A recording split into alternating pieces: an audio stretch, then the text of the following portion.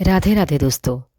क्या आप सभी को पता है कि माँ गंगा का अवतरण कैसे हुआ था? आप सभी को पता है भगीरथी जी ने तपस्या की थी और वो गंगा धरती पर आई थी।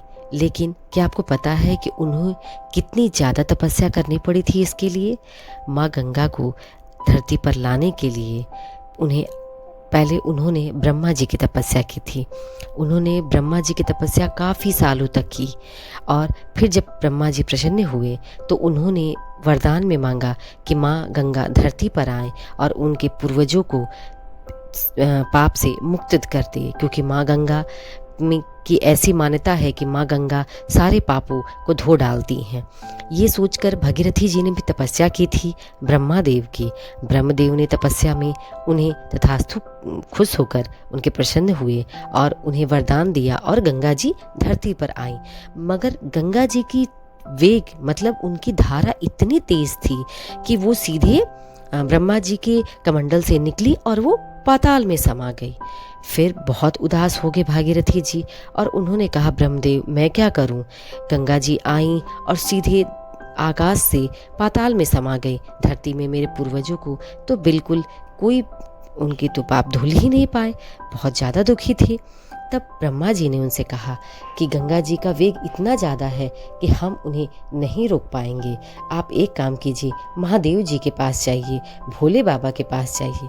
तब भागीरथी जी शंकर जी की तपस्या करने लगे। उन्हें तपस्या करते काफ़ी सालों गुजर गए और वो एक दिन ऐसा आया कि जब शंकर जी उनकी तपस्या से प्रसन्न हो गए, खुश हो गए, तो उन्होंने महादेव जी उन भागीरथी की तपस्या से खुश होकर उन्हें वरदान दिया और मन चाहा। उन्हें तो पता ही था कि उन्हें क्या चाहिए, फिर भी उन्होंने कहा कि मांगो, मनचाहा वरदान तुम्हें दूंगा। भागीरथी जी ने कहा कि मैं सिर्फ यही चाहता हूँ कि माँ गंगा आए और मेरे पितरों को, मेरे पूर्व जो भी हैं उन्हें पाप से मुक्ति मिल जाए।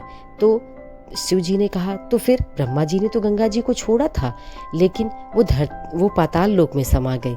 इसलिए मैं आपसे ये प्रार्थना करता हूँ कि आप उन्हें अपनी जटाओं में बांध लीजिए और तब उन्हें धरती पर आने दीजिए, क्योंकि गंगा माँ का वेग इतना ज़्यादा है, इतनी तीव्र उनकी धारा बहती है।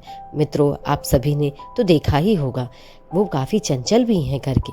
तब ब्रह्मा जी के कमंडल से निकलकर वो शिव जी के जटाओं में समाहित हुई।